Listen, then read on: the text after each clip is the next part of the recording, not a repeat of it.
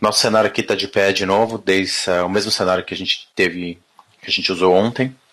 E o que eu consigo até agora, pessoal, então basicamente é todos os PCs se enxergam. Os PCs conseguem chegar até R1, até a interface F00 de R1 eu consigo chegar. E o meu objetivo, se vocês se lembram da aula de ontem, era eu alcançar então a internet. Né? Então, de qualquer um desses PCzinhos aqui, eu tive que conseguir pingar um IP na internet. Dei o exemplo do Google, que é 8888, e deveria dar certo. E aí, se vocês estão lembrados, ontem a gente tentou fazer isso, né? Então vou dar um trace aqui. E ele vai parar ali em R1. Né? Então em R1 ele para e não vai mais para nenhum lugar. Ele morre no meu roteadorzinho internet aqui, no meu provedor de serviço. Ele não passa do roteadorzinho do provedor de serviço aqui. E o motivo a gente estabeleceu ontem é tradução de endereço. O que acontece é que ele chega no roteador do meu provedor de internet aqui. O roteador do provedor de internet olha o destino do pacote, vê que é para o Google 8888, ele joga esse pacote para frente, esse pacote eventualmente chega no Google. O problema é que quando chega lá no Google, o Google formata a resposta e envia de volta para 19268 qualquer coisa. Obviamente a gente sabe que esse endereço não é roteável, né? Faz parte da RFC 1918, ele não roteia na internet. Portanto, em algum momento ali ele vai ser perdido e o pacote nunca volta para mim. Por isso que a gente está vendo esse problema, certo? Então, agora o que a gente tem que fazer para corrigir isso? A gente tem que natear. Né? Então, o que eu vou fazer? Aqui em R1, a gente vai ativar um NAT. Né? Basicamente, eu vou colocar uma configuração para que todo pacote originado na rede interna seja traduzido para o endereço da interface de saída, que é a F00, que vai ser, então, roteável na internet. Na verdade, a gente vai fazer um NAT duplo aqui, né? Porque ele vai natear para o endereço 172.16 alguma coisa, que é o endereço que eu uso na minha rede interna. E aí, quando ele chegar no roteador do provedor de serviço, ele vai ser nateado novamente para o endereço, então, válido para a internet, para poder ir para o mundo externo. Tá bom? Por que tem que fazer isso? Porque se o endereço IP que chegar no meu roteador do provedor de serviço não for da rede 172 alguma coisa, se a rota, né, não bater, o endereço de origem não bater com isso, a regra no roteadorzinho diz que não deve sofrer tradução, portanto, o NAT não vai traduzir aquele endereço, a internet não vai saber me enviar de volta esse cara. Certo? Então é isso que a gente vai fazer hoje para encerrar esse laboratório. Novamente, esse labzinho está disponível para download na pasta de laboratórios do curso. Né? Então, só para mostrar rapidamente aqui para vocês. Então, cursos. Se vocês vierem aqui em CCNA Hands-On. Laboratório.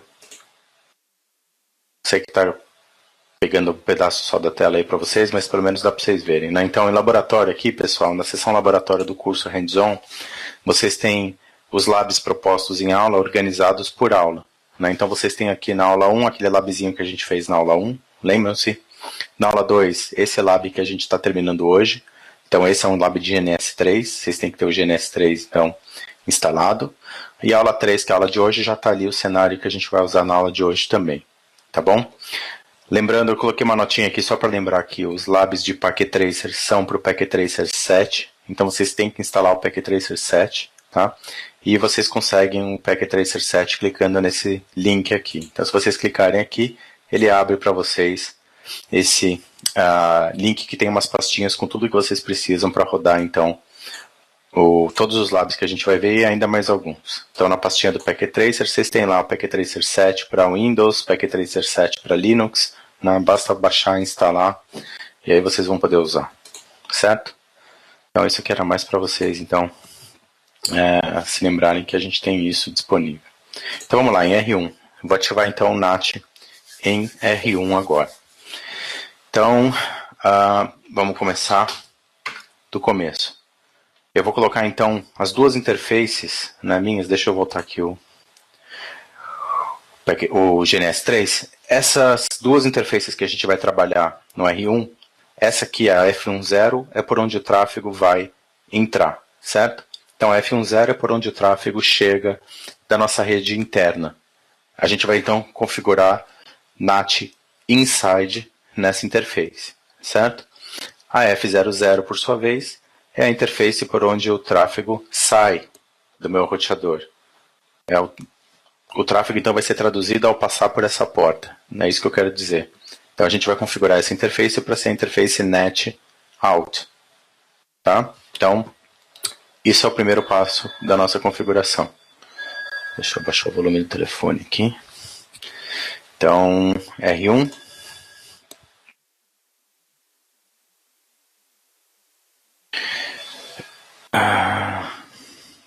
Então, vamos lá. Int F0/0 IP NAT outside. Ele demora um pouquinho para pegar a configuração, né? Só, mas ele depois volta. Pronto.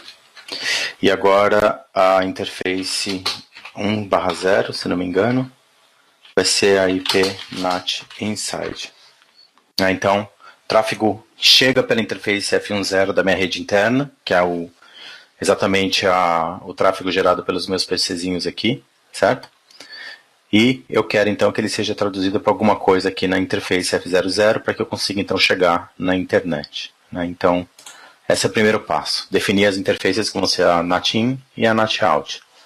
Definido, agora eu vou então configurar o meu NAT. Então, o que eu vou fazer aqui? Vou definir o meu NAT pool. Né? Então, IP NAT pool. Você dá o nome que vocês quiserem. Então, posso colocar aqui, por exemplo, CCNA Bootcamp. E aí tem as opções. Primeiro endereço IP que você vai usar. Então, assim, o NAT pool, na verdade, é o quê? Uma lista de endereços que vai ser usado para tradução. Certo? Essa lista pode ter o número de endereços que vocês definirem. No nosso caso aqui, vai ser só um. Né? Então, o primeiro endereço IP que a gente vai usar é 172.16.255. O endereço do roteador é 222, então eu vou usar 223. Né? Tem que ser nessa rede, porque, de novo, o meu roteador do provedor não vai fazer tradução se não for originado na rede 172.16.255 alguma coisa. Como eu já tenho um monte de máquina nessa rede, eu tenho que tomar só cuidado para não usar o endereço IP que está sendo usado por algum outro elemento aqui na minha rede, senão vai dar conflito e vai causar problemas. Né? Então esse é o primeiro endereço IP.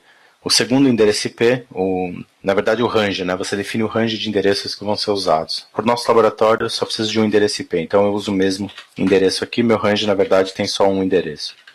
Certo? E aí eu uso o netmask aqui para... Opa, acho que está faltando alguma coisa. Ah não, tudo bem. O netmask, que é /24. Tá, então esse é o meu NATPool definido então. Basicamente, meu NATPool tem um único endereço IP. Não é isso.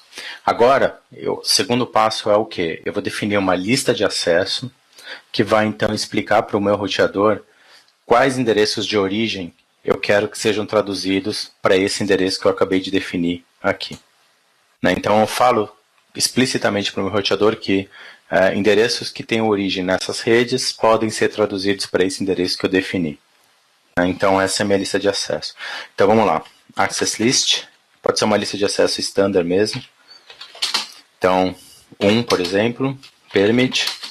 E aí eu vou usar o endereço dos PCs, que está sempre na rede 192.168 alguma coisa. Só isso. Então, Access List 1, qualquer coisa que for originada por 192.168 qualquer coisa, traduz isso para 172.16.255.223. E aí, finalmente, eu vou juntar tudo dentro da regra de NAT para que a coisa, então, aconteça. Então, esse é o passo final, onde eu vou, então, definir. Então, a configuração aqui fica IPNAT inside. Né? Então, eu vou pegar por que inside? Porque eu estou olhando endereços que estão chegando pelas interfaces inside, não pelas interfaces outside. Né? É isso que eu quero examinar. Pacotes, então, que chegam pela interface inside, pelas interfaces inside. Pode ser mais de uma. No nosso lab é apenas uma, mas pode ser mais de uma. Tá? Então, IPNAT inside. Source, porque eu quero traduzir endereço de origem e não endereço de destino. Certo? Então, IPNAT inside source, que bata com a lista de acesso número 1 que eu acabei de criar. Tá? Então, qualquer endereço que tenha uma origem que coincida com a regra da lista de acesso 1 que a gente criou agora, vai ser traduzido para alguma coisa. Esse alguma coisa vai ser o pool que a gente criou anteriormente, que vai ser o CCNA BC pool. E aí, finalmente, eu tenho que dar o comando overload, basicamente para falar o seguinte: vão ter mais de um endereço IP sendo traduzido. Na verdade, tenho 3 PCs que vão ser traduzidos para apenas um endereço IP. Então, você tem que explicitamente falar para o roteador que você quer fazer o overload, ou seja, eu vou ter vários endereços IPs traduzidos para um único. E o roteador, então, ele vai manter um estado dessas traduções usando uma tabela NAT que vai amarrar, então, o endereço de origem original com o endereço traduzido que vai ser o mesmo para todos. Né? Ele faz isso usando as portas de comunicação TCP, basicamente, assim que ele mantém o estado dessas traduções para depois, no retorno, né, poder traduzir de volta para o endereço de origem original. Tá bom? Faço isso e agora, provavelmente, o meu trace vai embora. Não, ele vai dar uma parada ali depois do 254, porque isso faz parte do meu roteadorzinho interno mesmo, né, a rede do provedor. Mas vocês veem que então ele vai até o final. Tá? Então, eu posso pingar, obviamente, ó, por exemplo, outro endereço IP na internet. 4.2.2.2 é um outro DNS público que existe na internet, respondendo. Posso, inclusive, configurar aqui no PC1 um DNS. Então, IP, DNS, vou usar o do Google mesmo. Então, agora eu estou com o DNS configurado no PC1, eu posso traduzir nomes. Então, eu vou dar um ping no wall, por exemplo. Ele resolve e pinga.